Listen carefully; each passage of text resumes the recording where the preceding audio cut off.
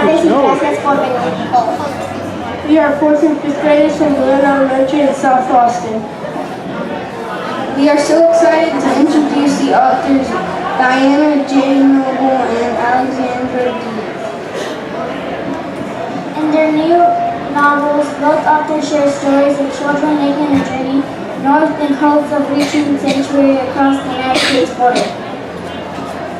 While the stories both take place in different points in history, the topic of immigration is incredibly relevant today. We hear many reports in the news of people who journey to the United States from Mexico, Central America, South America, and all other places in the world. Inmigración es un tema muy fuerte por el cual casi todos nuestros padres y abuelos han pasado. Tienen que cruzar la frontera, el río Bravo y el tren. Este viaje es muy peligroso. Some of us are immigrants ourselves. Algunos somos inmigrantes. Nuestras familias son de Tampico, Guanajuato, San Luis Potosí y Monterrey. But we are not all just from Mexico. At Galindo Elementary, we are proud to go to school with students who have immigrated from Iraq, Somalia, Afghanistan, El Salvador. The stories of the characters in these books can help us better understand ourselves, others, and the world we live in. Diana Noble was born in Laredo, Texas, and feels closely connected to both her Mexican and American cultures. Her novel, Evangeline Takes Flight, follows the story of a girl whose family must flee their home during the Mexican Revolution to seek refuge in the United States. The novel is loosely based on the stories of Noble's relatives and own childhood. Alexandra Diaz is a Cuban-American spending her time between Bath, England, Santa Fe, New Mexico, and the rest of the world. She has been leading writing workshops since she was 14. One of the reasons she writes is to experience life in someone else's shoes. The Only Road follows the story of a young boy who feels that leaving his family in Guatemala to join his brother in the United States and risking everything is his only chance for a better life. Being from Texas, we know that our state has a long history of immigration. As of 2015, immigrants make up 17% of the population in Texas. That's a lot. To be a better member of our community and world, we must take the time to hear and understand the stories of our fellow community members. These two books are one way to hear and understand someone else's journey, someone else's story. Stories are a truly powerful resource to understand others, their experiences, their lives. Bienvenido al escenario, señora Diaz y señora Noble. Now, if you would, please join us in welcoming these authors to the stage.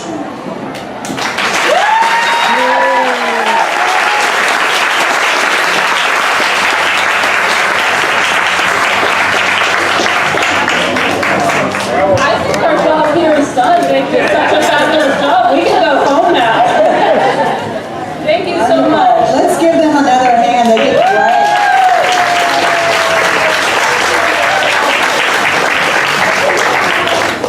Thank you so much.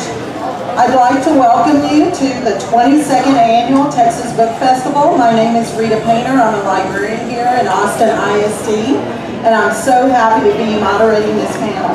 Thank you for coming out and supporting our authors, the festival, and great literature. First off, I want to give everybody a gentle reminder to please silence your cell phones.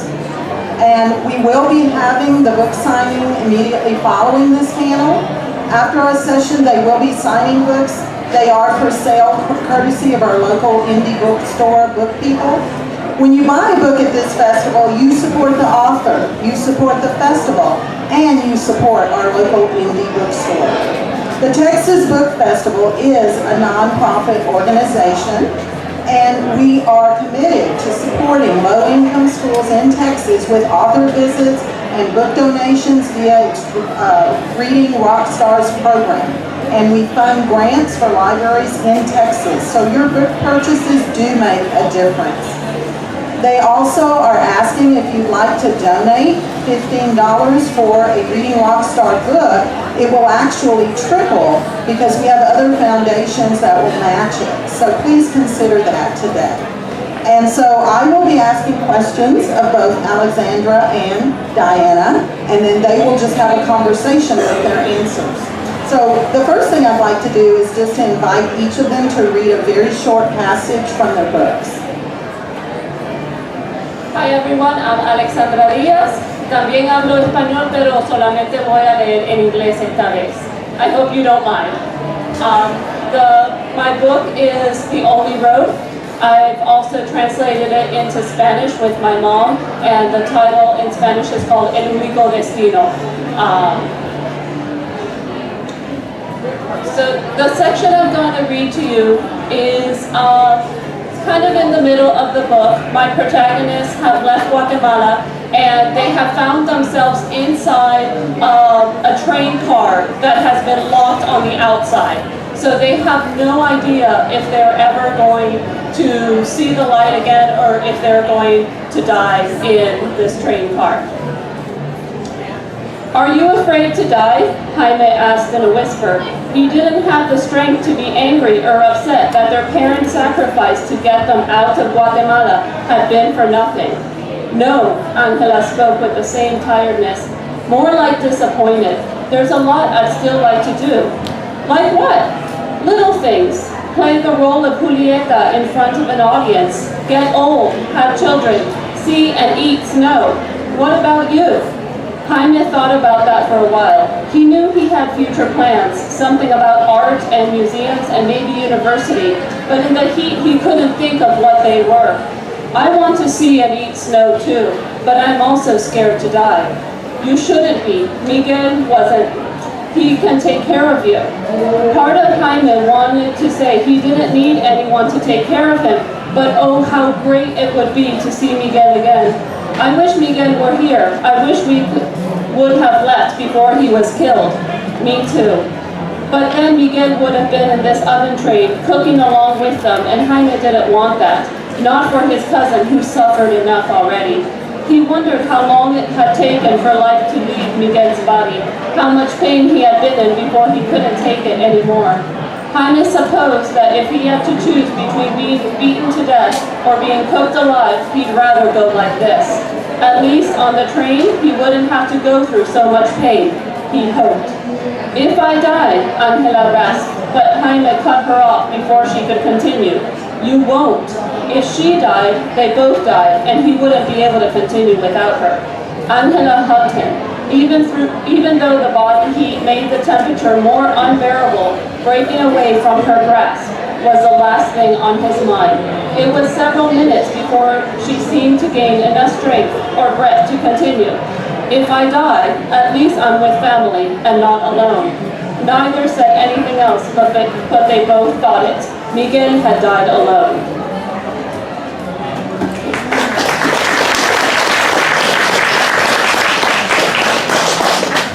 Okay, good afternoon, everybody. I'm Diana. I'm happy to be here today. Very happy. I came all the way from Seattle. It's pretty cold. Are you guys from Washington? Woo! All right. Kind of liking this heat, but not too sure about the humidity. I'm telling you right now. Okay, so the setup for this part of the story, Evangelina is my main character, my protagonist, and she and her family have just learned that the soldiers from the Mexican Revolution are moving north and her family is in danger. They're having a quinceañera. When they get the word that the soldiers are moving into town, they have to drop everything and they have to start packing. And so her family is packing quickly to try and get out of town. And this is the scene just about right before they leave town. And she's in the barn with her little brother who is asleep on her shoulder. And Abuelito is her grandfather, and he's going to deliver something to her. Okay? All right. The day's activity winds down.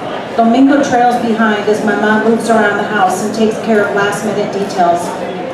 Pick me up, he implores. I'm sleepy. I'll take it, Mama, I say. We'll go for a walk. Oh, thank you, Evangelina. Sections of hair hang free from Mama's normally perfect braid, and the front of her apron shows signs of the past 2 days' meals. She musters half a smile. Don't stay out too long. It's past his bedtime, and I'd like for you to get to bed soon, too. Tomorrow's going to be a very long day for us. I hoist Domingo up, open the screen door, and step out into the thick, sweet-smelling air. The grapefruit trees would have been harvested next week. Mama told Francisca to let the church congregation know they can take whatever they want. It would be a shame for it to go to waste. I pat Felix and Felipe outside the stable and step inside. Alvaro, my favorite horse, stands in his stall. His dark coat shines, even in the dim light. Domingo reaches out and I angle my body slightly so he can touch him too. Be careful, touch him here. I direct his hand to Alvaro's thick, muscled neck. If you put your hand too close to his mouth, he may think it's something to eat. I lean in and whisper, I'm sorry, Alvaro, you can't go with us. Papa says you're too old to make the trip, but I don't believe that for a moment. I scratch behind his ears. Rene and Francisca will take good care of you. I would take you if I could. The tears start again. Domingo's head droops and his warm breath spreads over my shoulder. I carefully lower myself onto a bale of hay in the corner of the stable to rest my arms and back. I summon my last bit of energy, stand up, and reposition Domingo in my arms. Abuelito enters the stable with the light of the moon behind him. Abuelito, you startled me. Evangelina, now is our only chance to talk in private, so listen very carefully. His voice is low, so I can barely hear it. I have something to give you, mijita. You must take it to Texas, but you cannot tell anyone, not even your parents. Forgive me, Abuelito, I don't understand. He looks around the barn and peers outside the doorway. Many years ago, I did something. He pauses. I found something when I was a young man.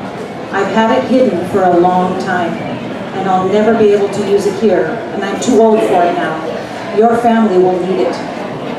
You must hide it where no one can find it. Do you understand? I nod my head, but I don't understand at all.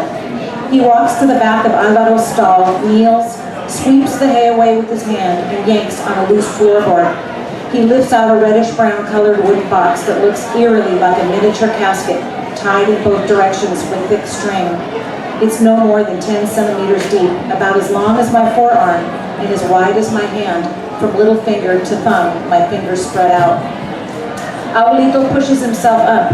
The usual twinkle in his eye is gone, replaced with a grim face I hardly recognize. Do not open this, Evangelina. He nods toward the box. Once your family gets settled, I will instruct your father what to do. What's in it? It's better for you not to know. If the wrong people found out about it, it can mean danger for you all. We have a special bond, you and me, and that is why I've asked you to do this important task. So what you need to know is after she takes the box, she's on their way to Texas. They're going to the U.S. to escape the violence of the revolution.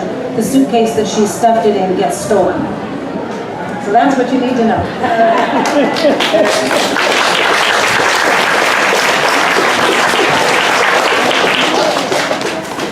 Alexandra and Diana, I'd like y'all to just explain to the audience, how did you come up with the idea for your novels? What was your inspiration? So this novel came about in a slightly different way. It was actually my editor who was noticing a lot of newspaper headlines that were saying that children were coming to the United States unaccompanied. And she was immediately fascinated by that, and she wanted somebody to write this modern day immigration novel. So she contacted me and said, would you please do this? And I'm like, claro que sí, I want to do this. I grew up hearing stories from my parents and what it was like for them to leave home, not knowing if they could ever see their family, their friends, their country again. So it was immediately something that was very dear to me and something that I felt was very important as well for people to be aware of, and a good way to bring awareness and to also offer opportunity for those who are immigrants to have something that they can relate to as well. Okay, so I started writing my book actually 6 years ago. It took me 4 years to write. And since I was a little girl, I was always fascinated with the idea that my abuelita, my father's mother, had lived in northern Mexico in the early 1900s, and that she and her family had fled Mexico during the Mexican Revolution and come to the U.S. And I just had that little bit of an idea and thought, I'd like to write about that, but my belief at the time, and for many, many years, was I'm not a very good writer. I thought I'm a business writer. I know how to write business topics, and I do a really good job, but I'm not creative, and I don't think I could ever write a book. But it was sort of on my bucket list. Are you kids familiar with the term bucket list? Right? So these are the things you always want to do your whole life, and someday you're going to get around to it. And I think I just decided, I was in my mid-40s, and I thought, what the heck am I waiting for? I really am interested in this, and I want to write a book. And the best thing I can do is go sign up and take a class at a local community college. And the local community college, the goal of the class was to write 5 chapters. So they taught us to write, not in order, they kind of were sprinkled throughout sort of the story. So it forced me to get started. And the power of great teachers, I'll tell you, the professor of that class said, you know what, you're an outstanding writer, and this is a great story, and it deserves to be told, and do not give up, just keep going.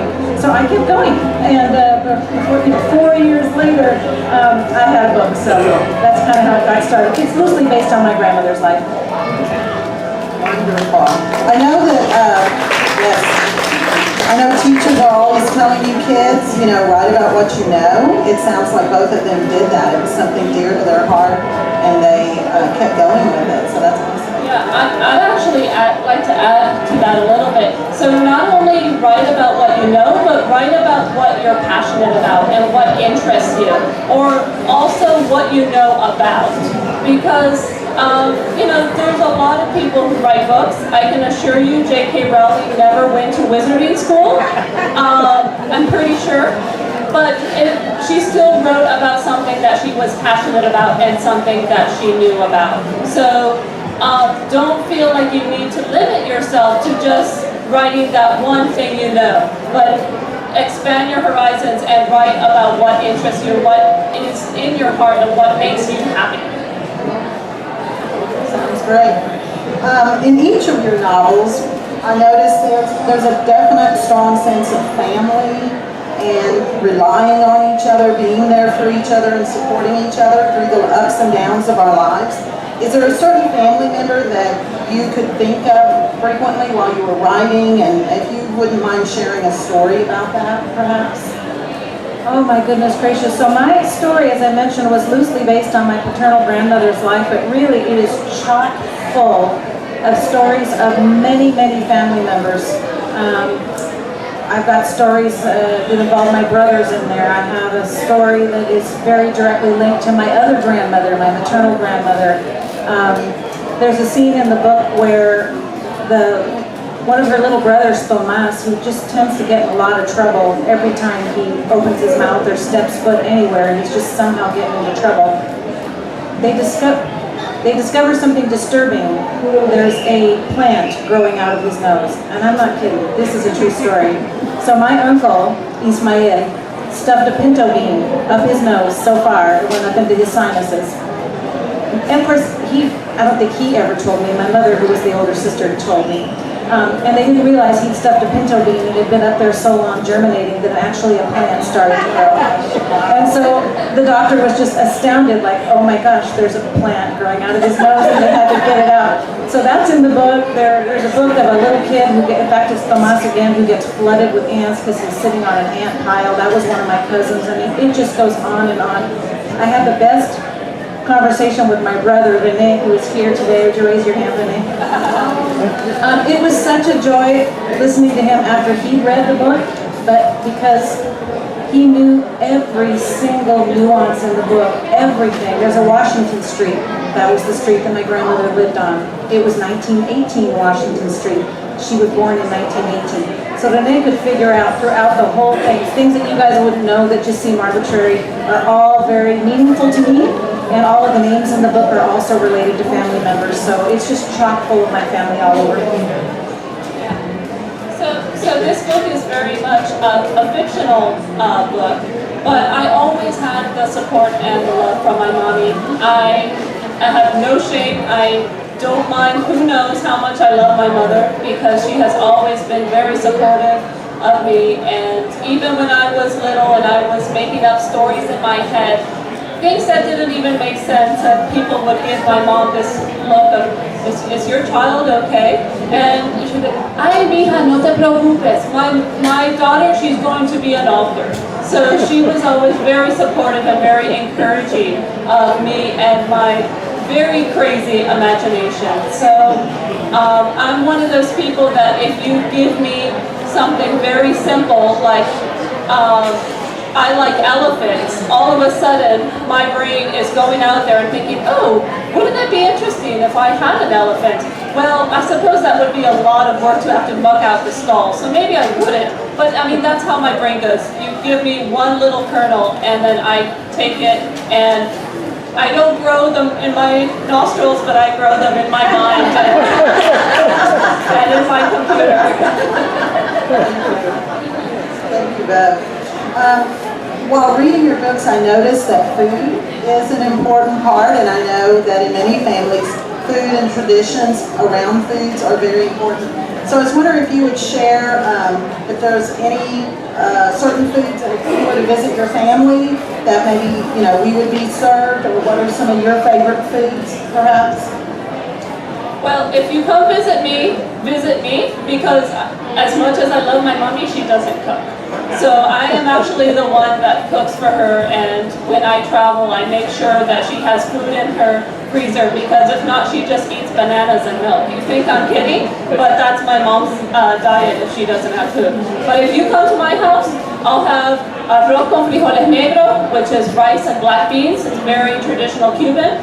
I'll also have, they're similar to tostones, if anyone knows tostones, but I make them a little different. I make aranitas, which is taking the green plantain and grating it, and then making them like hash browns. And they're really, really good. So, yeah, you're welcome to come, anyone, and I'd love to have you. And we'll probably have ice cream just because I love ice cream, so.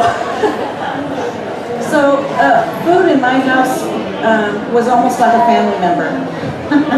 Okay, we love food in my house, and I come from a long line of extraordinary cooks. My father can't cook with beans. Dad, raise your hands. Yeah. And then my mother there, Belinda, is an extraordinary cook. So I grew up in the kitchen, and my brothers grew up in the kitchen, and my husband and I, Russ, we raised our children in the kitchen as well. So I grew up eating flautas and enchiladas and arroz con pollo and chile colorado and all that. But my favorite memory of food growing up was making tamales at Christmas time. So many of you that may resonate with you. So there's actually a scene in the book of making tamales. It's not at Christmas time. It's in preparation for the quinceañera that I told you about. But that was a huge freaking deal at my house every year before Christmas, and it would take days to prepare.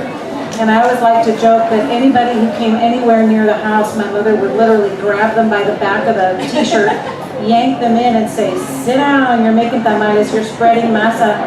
So I like to, I exaggerate terribly. That's part of why I did a good job writing a book. But I remember, friends that would come to the house looking for my brothers to shoot hoops or something like that, and they're like, you came at the wrong time. My mother comes, grabs them, like, you come in and sit down and you're helping make tamales, because we would make anywhere from 80 to 120 dozen tamales. They're skinny, but we like them skinny, and then we roll them in bundles of 6, and then we'd freeze them, and they last all year, and we give them out as gifts. And so that was a huge part of my upbringing, but just food in general, frijoles and bread pudding. And I love to cook as well, so I carry on the traditions as best I can. And am I right, Diana, thinking that your parents live here? My parents came from Houston. Oh, okay, so we're here. After the panel, I think we're all going over there. Or if you want to come visit me in Seattle, I make mean. I make amazing fideo is one of my specialties. I make really good fideo. Yeah, I was already thinking I'm going to go visit. Okay, let's see. Since both of your stories involve characters who must flee their homeland, what type of research did both of you have to do in order to accurately depict your characters' journeys to the U.S.? So that's partly why it took me 4 years to write it, and I work full-time, so I was trying to raise a family, work full-time, and write a book in my spare time. but I had to do a tremendous amount of research for this. I took great care with the historical detail in the book.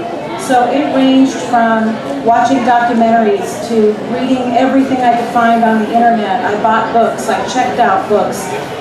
My father interviewed a professor at the University of Texas in San Antonio, took notes for me, and then sent them to me, which were really useful.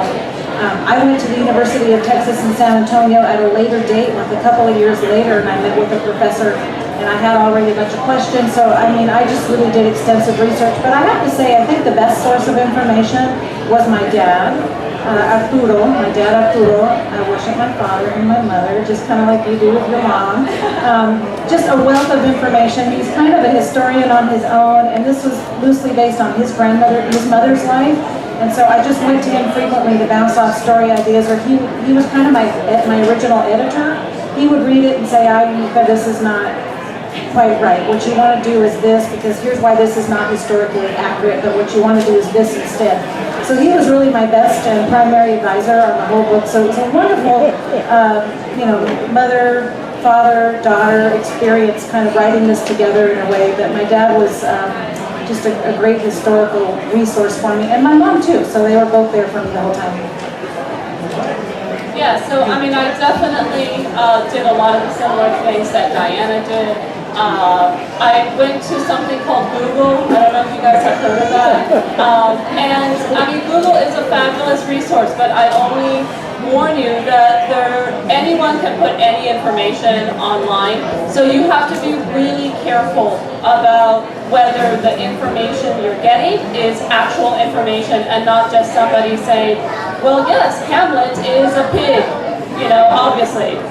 So, just do take that, with a little grain of salt. But yes, I interviewed a lot of people who are immigrants today from Guatemala. One of the things I wanted to really get a sense of having my characters feel very real. So part of that, of course, is making them three-dimensional and not just having the facts. That's where the writer comes in. But I wanted details about their lives that maybe may not be known. As a Latina myself, I know that people like to put me into a little box, and they often assume if they've met one Latino, they've met all Latinos, and that's never the case. So I really wanted to have that cultural diversity in there. And yes, again, growing up with stories about my parents. I mean, when they left Cuba, my mom thought that they were going to return in a few months. So they thought it was temporary. Kind of similar in Diana's book that, my parents, when they fled, it really wasn't, as soon as the U.S. government changes, things are going to change politically in Cuba. And of course, that wasn't the case. My parents also left. They were only allowed to leave with 2 changes of clothes and $5, which is the equivalent of about $40 in today's money. So they had to leave everything behind and start completely anew with just that, 2 changes of clothes and $5. So again, that was something that was always very much in my mind. So while writing this, it's like, okay, well, what are these children going to bring?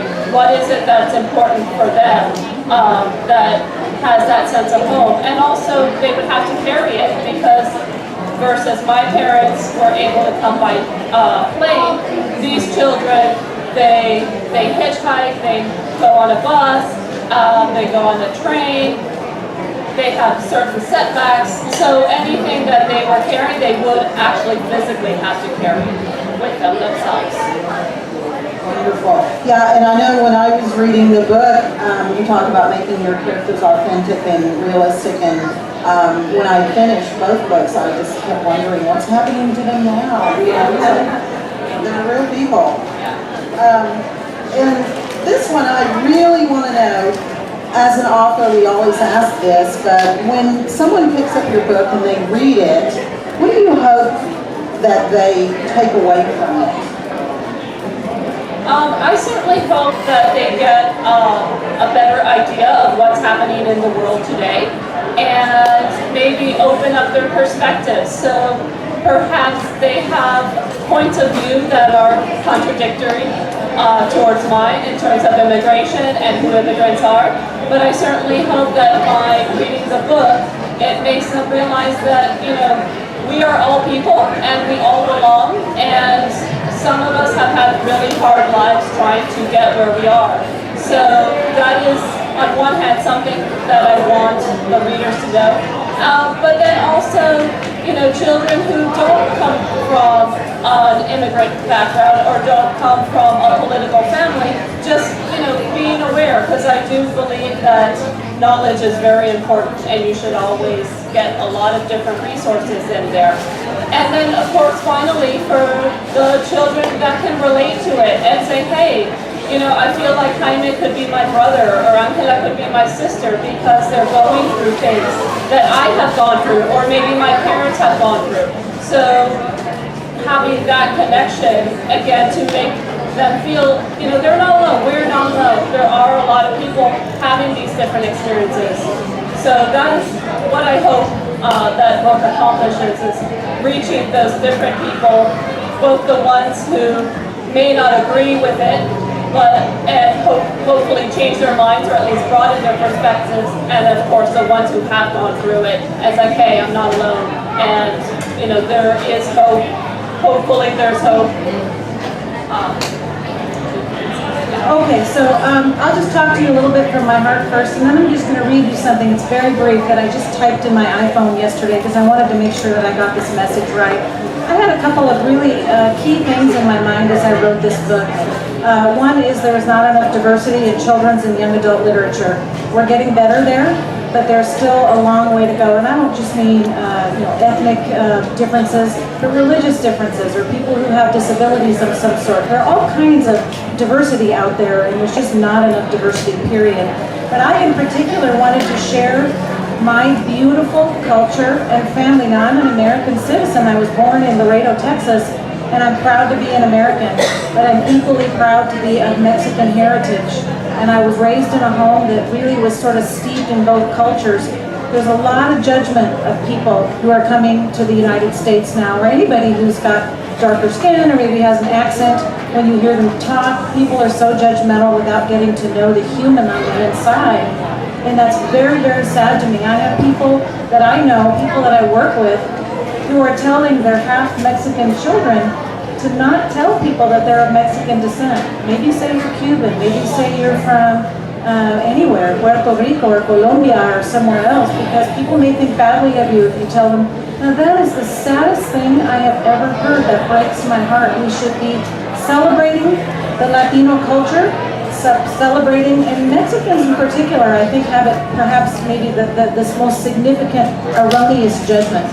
Mexicans just really have it bad, and so I wanted to contribute to that. So I'll read to you my brief little thing that I typed up yesterday. This was also from my heart. So, we are a great nation because of our diversity.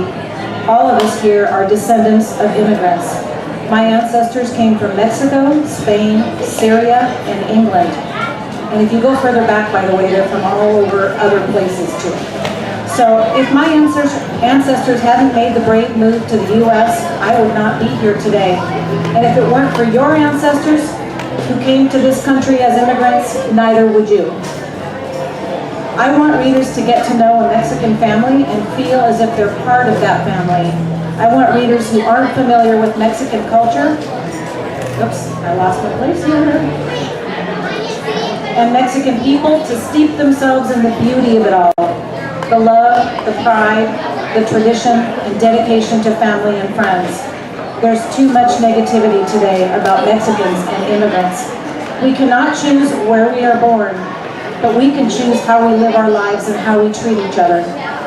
People who come here simply want to be safe and have a chance to succeed and be treated fairly.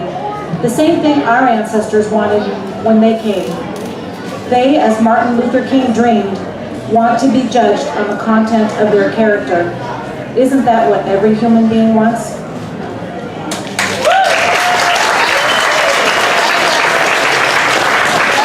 Thank you, brother. I think we have time for maybe a few questions from the audience. Is that correct? Okay. Yeah. We still have time for questions, so if you have a question for either of the authors.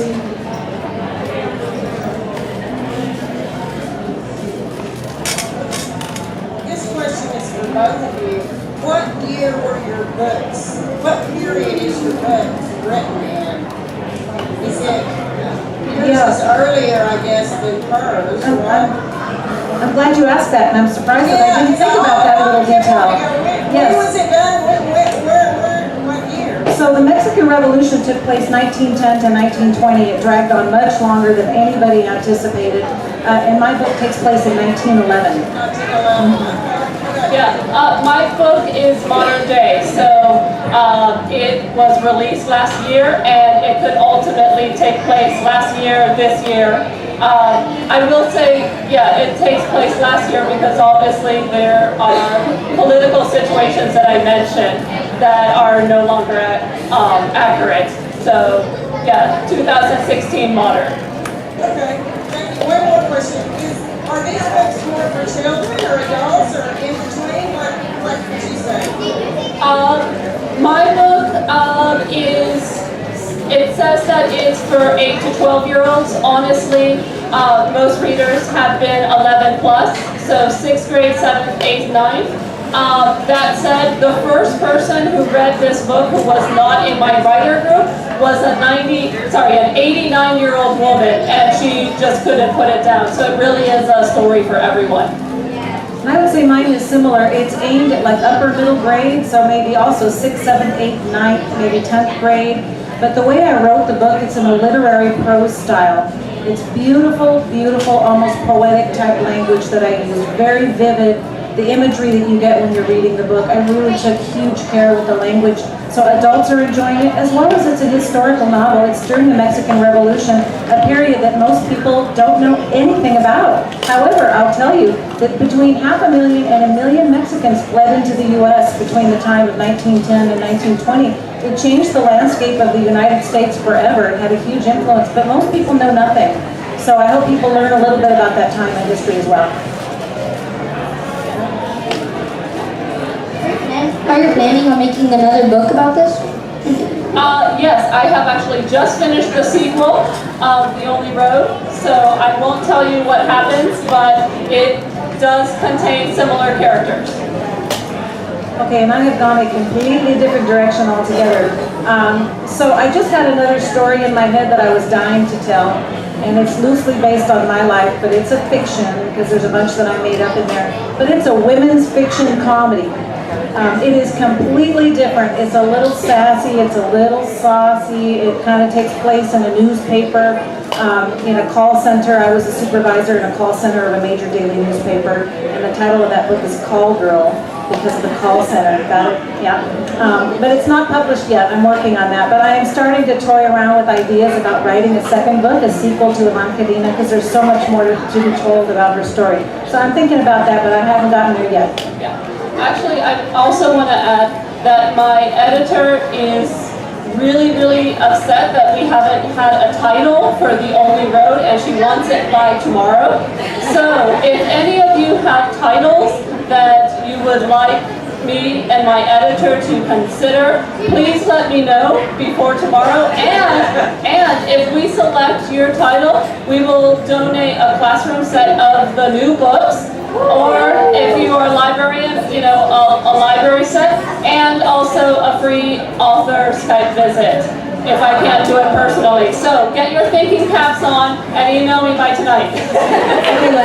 I just have to say that I can't give you a whole set of books or anything like that, but if anybody's having a birthday, afterwards I can sing you Las Mañanitas outside of the tent. Okay, I do sing. I sing in Spanish, so I can do that, but that's all I can offer today. In your book, you wrote, si me muero por lo menos, muero con un familiar y no sola. So I wanted to ask you if you think Angela was always so brave, or if you think that being an immigrant is what made her brave. I'm sorry, I barely heard that. Could you repeat it? I'm sorry. Alexandra Diaz, in your book, you wrote, si me muero por lo menos, muero con un familiar y no sola. So I wanted to ask you if you think Angela was always so brave, or if you think that being an immigrant is what made her brave. I certainly think the situation made her brave. And you'll find oftentimes that when you are in a bad situation, when something dangerous is happening, you become braver, right? So even if you think you're not really brave, when you have that pressure, cuando tienes esa presión, eso es cuando puedes subir and you can become braver. So I think definitely it was a situation, sorry there's a bug, that made her braver than she thought she was. But yes, I always encourage you guys to, if you think you're not brave, don't listen to yourself, because I'm sure that when it comes to it, you really are a lot braver than you think.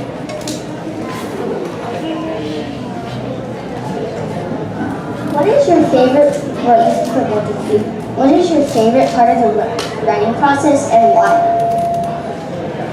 Oh gosh, I gotta tell you, since this was my first experience writing anything like this, I think just thinking that I'm not creative and then actually trying to write a fiction and being just in shock as I came up with ideas. I actually had ideas in my little pea brain. It was amazing. As I was typing, I was like, whoa, something just happened that I wasn't expecting. And so the whole thing was just an amazing experience to realize I am creative, and I didn't think that I was.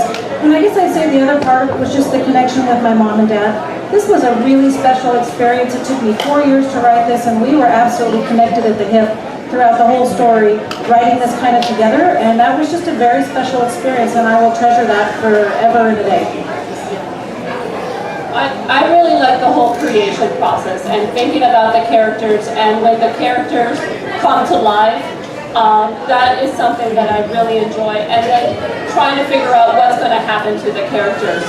And what happens to me when I'm writing is that I will have characters that all of a sudden decide to do something, and I'll be like, I don't want you to do that. And they're like, I'm not listening to you, I'm going to do what I feel like doing. So to me, that's something that I really enjoy about writing, and having those surprises. Like for instance, I included a dog in this story, and there was no intention of ever having a dog, but the dog is nonetheless in there. She's one of my favorite characters. So I love those kind of surprises.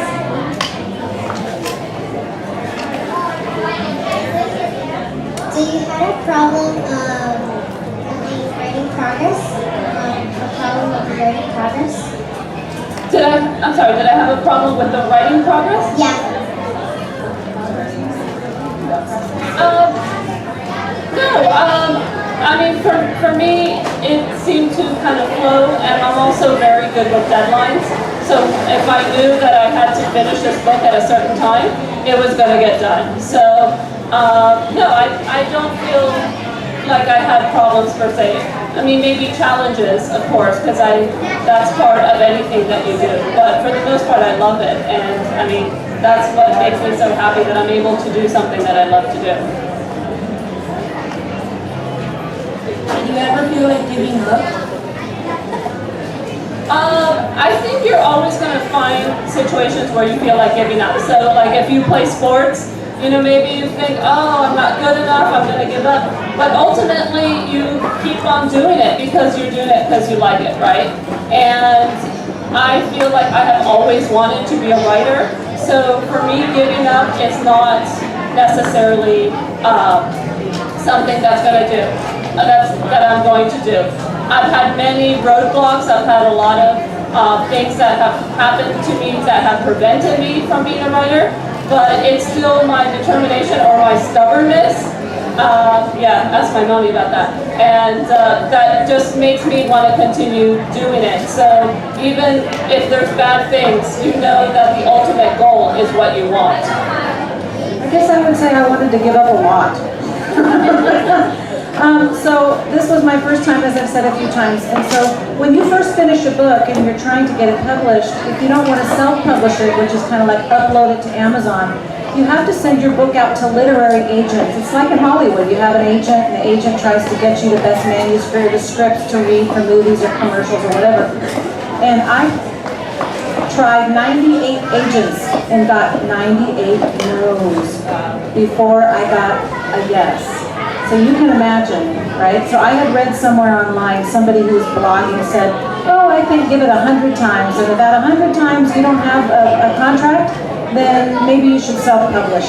So I thought, okay, I'm gonna go till I get 100. Well, I'm telling you, you send out what they call queries. It's like a sales pitch to a literary agent.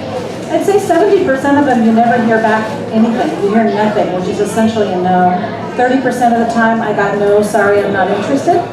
And so I spent a year of either hearing nothing or getting no's until on my 99th try I got a contract offer. And this book is doing really well. I'm getting great reviews. It's being nominated for all kinds of awards. So don't take the no's. If you believe in what you're doing, and I felt really passionate about this subject and the message of this book, then you keep going, because eventually you'll get there. And I could have given up at any point along the way, and I got tempted, but I just kept going, and then I got a yes. And I don't know who said it, but there is a saying that goes along the lines of everyone who has succeeded by not giving up. So it's all, yeah, so essentially it's only the people who don't give up that succeed. If you give up, then you're never going to know if you can succeed or not. How did you feel writing your first book? I loved it. I mean, like I said, I was always really interested in creating characters and situations, and with my active imagination, writing my first book. I actually wrote my first book when I was 17. It hasn't been published yet, but even then I was always really interested and motivated in it, and I would have the characters talking in my head on a regular basis. Again, kind of crazy. And I guess I would say, like as I mentioned, it's been kind of hard and disheartening, but overall this has been the most amazing experience. This has been incredible. I have met so many people. I have learned so much about the craft of writing. I have made friends through this process. I've gotten closer to my family. It has been a wonderful, wonderful experience, and I'm really proud of the book. And so I'm really glad that I did it. Basically, I'm thrilled. As hard as it was, it's been really so rewarding. Okay, well, I think it's about time. I forgot to mention, this is actually Alexandra and Diana's first time at the Texas Book Festival. So I want to welcome them. I just wanted to tell you, I bought this t-shirt yesterday. I saw it somewhere, at a Mexican art museum, and I bought it. I had to wear it today. Look, it says, Todos son bienvenidos. What does that mean? That's right.